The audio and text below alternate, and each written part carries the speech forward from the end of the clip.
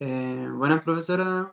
Con nuestro grupo conformado por Javiera Vergara, Marina Carfulemi y Camila Sangüesa, vamos a hablar sobre nuestro seminario, las técnicas radiológicas intraorales, en este caso periapical versus deslizamiento versus paralelismo. A modo de introducción, nosotros sabemos que la radiografía intraoral es una herramienta indispensable en la práctica odontológica. ¿Y por qué? Porque nos va a permitir visualizar tanto con precisión los dientes y estructuras que lo rodean. Esto va a aportar una información fundamental al diagnóstico y nos va a servir para la planificación del tratamiento y una posterior evaluación de la evolución.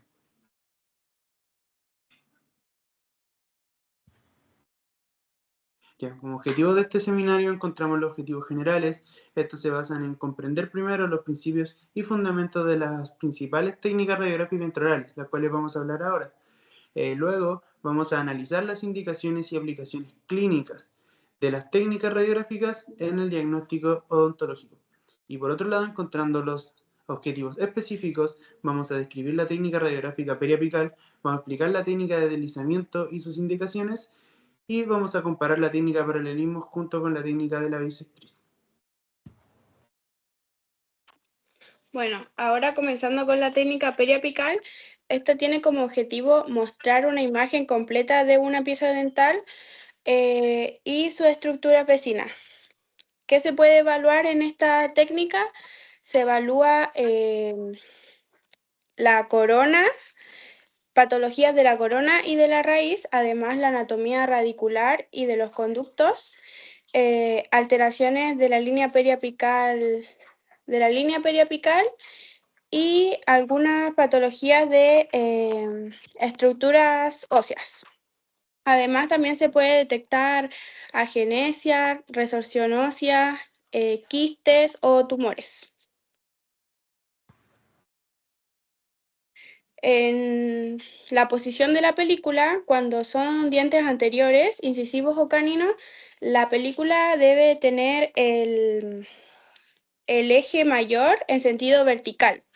Y cuando son premolares o molares, el eje mayor debe ir en posición horizontal. En el caso de que sea un tercer molar muy alto o un implante en la parte posterior, debe ir la película en sentido vertical. La posición debe ir bien adosada a la cara palatina de los dientes superiores y a la cara lingual de los inferiores, y además debe tener un margen de 5 milímetros. Se debe adosar la película con el dedo del paciente, en los dientes superiores con el dedo pulgar y en los inferiores con el índice al lado contrario que se va a radiografiar. Cuando esta ya está instalada, el operador se debe posicionar al lado a radiografiar y posicionar el cilindro en la angulación correspondiente que se va a mostrar más adelante. Cuando es un diente el que se quiere radiografiar, el diente debe ir centrado en la película. Cuando son dos dientes, el espacio entre los dientes debe ir centrado en la película. Y cuando son tres dientes, el diente del medio va centrado. Ahora el rayo central debe ir perpendicular, como una T, hacia el eje mesiodistal del diente, y si esto no se respeta, va a haber una distorsión lateral, lo que va a terminar en una sobreproyección de las caras proximales de los dientes. Y para obtener imágenes con mínima distorsión se ocupa la ley de Ciesielski, la cual cuando la imagen sale demasiado alargada, se va a aumentar la angulación vertical, y cuando la imagen sale con escorzo, se va a disminuir. Esto es importante para la planificación de implantes o también para la endodoncia, donde es fundamental las medidas. Ahora pasando a las angulaciones, en el maxilar los incisivos tenemos que son de 40 grados, caninos de 45 a 50, premolares de 35 y molares de 25 a 30. Y en la mandíbula tenemos los incisivos de menos 15 grados, caninos menos 20, premolares menos 10 y molares menos 5 grados. Ahora algunos errores frecuentes que vamos a encontrar en esta radiografía.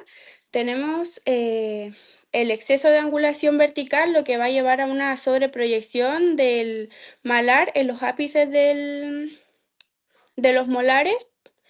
Y además tenemos la angulación, la angulación vertical que va a causar la superposición de las caras proximales. Además, también tenemos una mala posición de la película, lo que va a hacer es acortar los ápices de los dientes y perder la zona de interés.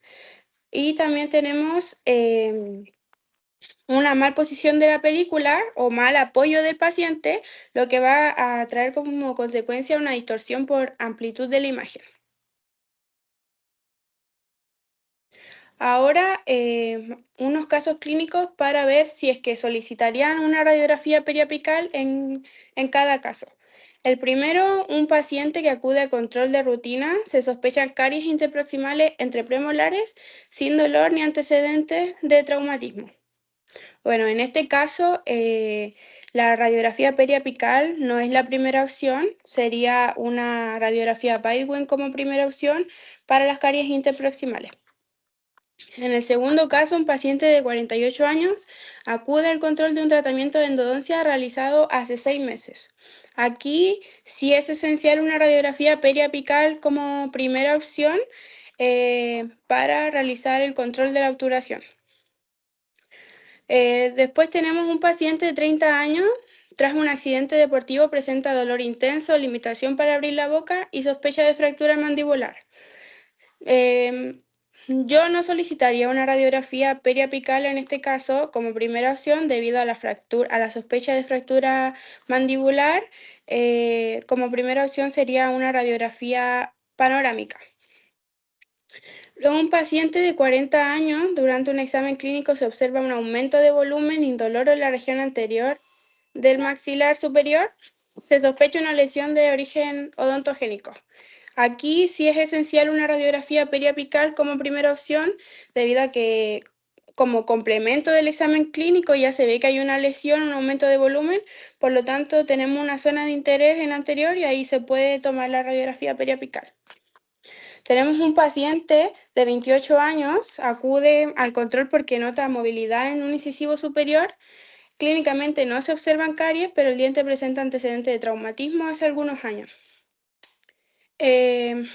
Aquí también se solicitaría una radiografía periapical como primera opción, debido a que puede haber una reabsorción ósea y además tenemos una zona de interés en los dientes anteriores.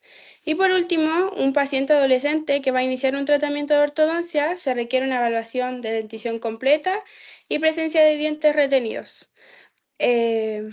Aquí como primera opción debería ser una radiografía panorámica, ya que se debe una imagen completa de la dentición completa, aunque también podría ser un set de periapical, pero como primera opción debería ser la radiografía panorámica. Ahora, hablando sobre la técnica de deslizamiento, esta va a ser un método radiográfico que nos va a permitir tomar dos radiografías periapicales, donde vamos a modificar la angulación horizontal del tubo de rayo X para así poder determinar dónde se encuentra una estructura, para poder ver si se encuentra por vestibular o si está hacia palatino o lingual. La interpretación de esta técnica se va a basar según la regla principal, que es igual lingual, donde si la imagen se desplaza hacia el mismo lado del tubo de rayo X, significa que la estructura va a estar por lingual o palatino. En cambio, si se desplaza en sentido contrario al tubo, va a significar que la estructura está por vestibular. ¿Cómo se va a realizar esta técnica? Primero vamos a tomar una radiografía periapical convencional del sector que queremos estudiar. Después, es muy importante mantener la misma posición del paciente y de la película, siendo que lo único que va a cambiar va a ser la posición horizontal del tubo. Así, vamos a mantener también la angulación vertical de este. Y finalmente vamos a comparar ambas radiografías para observar hacia dónde se desplazó la estructura y determinar su ubicación. Las indicaciones clínicas de esta técnica se va a utilizar principalmente para localizar caninos y premolares incluidos, para también determinar la posición de dientes retenidos, localizar dientes supernumerarios, identificar conductos radiculares durante tratamientos endodónticos, también para diferenciar fracturas radiculares de fracturas óseas, siendo que en una fractura ósea la línea de fractura se va a desplazar, mientras que en una fractura radicular la línea de fractura se va a mantener en el área radicular. También la vamos a utilizar para localizar cuerpos extraños y por último para poder evaluar la relación anatómica entre las estructuras. Las limitaciones de esta técnica es que es una técnica en la que se requiere una correcta ejecución y también una adecuada interpretación de las imágenes. Por lo tanto, el operador requiere de experiencia. Otra es que la placa se debe mantener inmóvil, por lo tanto es difícil que el paciente se mantenga tanto él como la placa en la misma posición y esto nos puede alterar el resultado.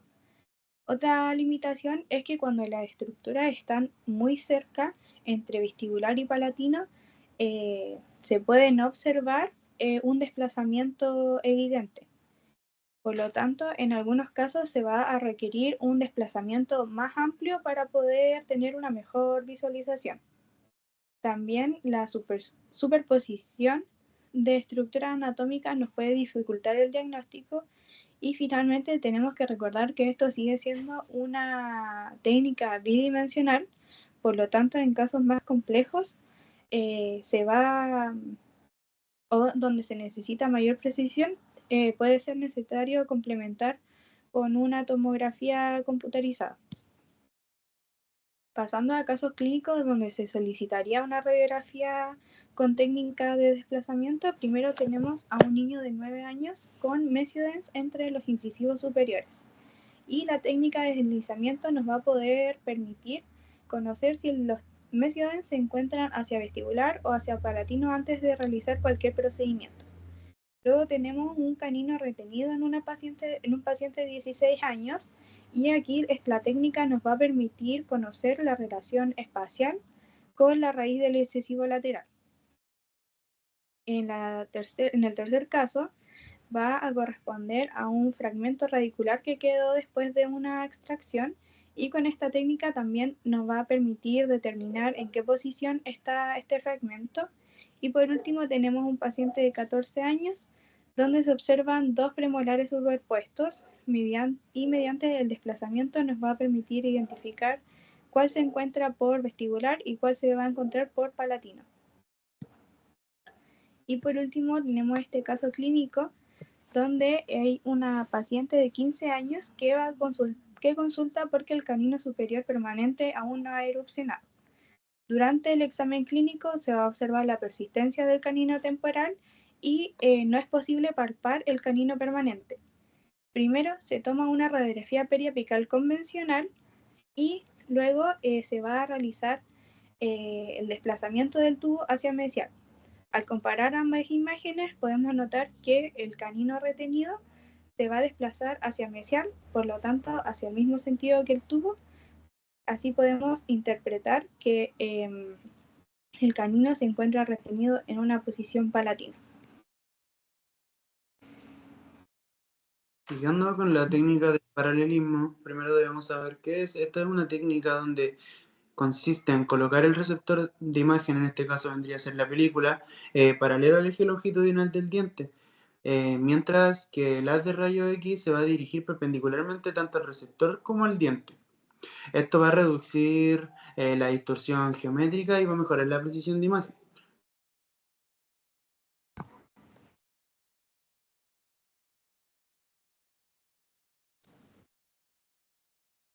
Yeah. La técnica de paralelismo, principalmente sus usos van a ser tanto para endodoncia, implantología, trauma dental y control de tratamientos. ¿Por qué esto está destacado en rojo? porque gracias a que la técnica va a estar, se va a ocupar mediante un posicionador, la técnica va a ser más precisa y va a poder ser repetible y reproducible, por lo cual va a servir para hacer el seguimiento y control de los tratamientos.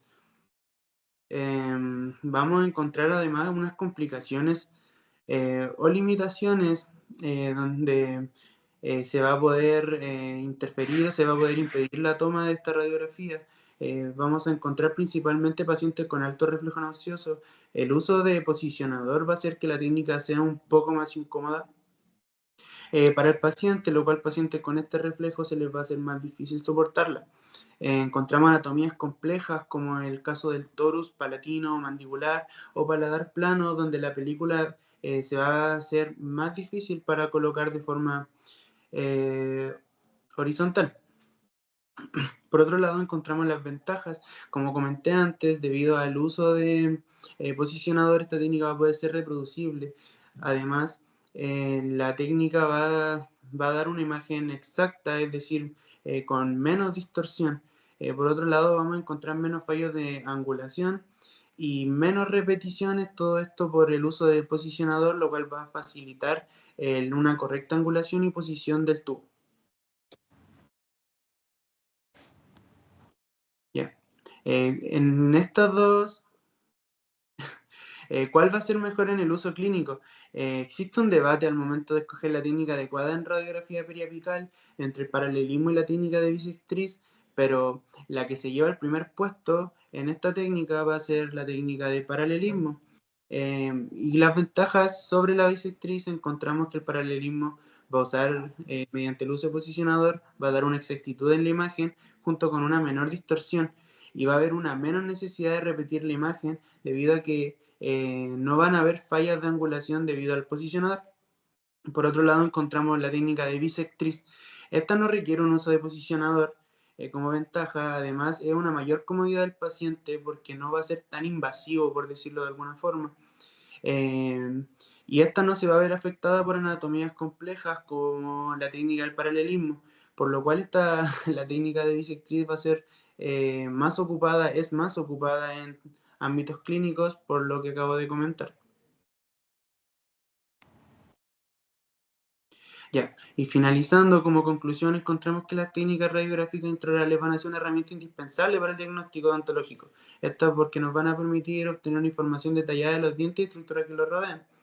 La radiografía periapical va a facilitar una evaluación de los tejidos dentarios y periapicales, mientras que la técnica de deslizamiento nos va a permitir determinar tanto la ubicación tridimensional de la estructura mediante el cambio de angulación del tubo. Por su parte, la técnica de paralelismo destaca porque ofrece imágenes con menor distorsión y una mayor precisión diagnóstica, por lo cual el manejo de las indicaciones y ventajas y limitaciones de cada una de estas técnicas nos va a permitir seleccionar el método más apropiado para cada caso que se nos presente, optimizando tanto el diagnóstico, la planificación del tratamiento y la calidad de la atención odontológica.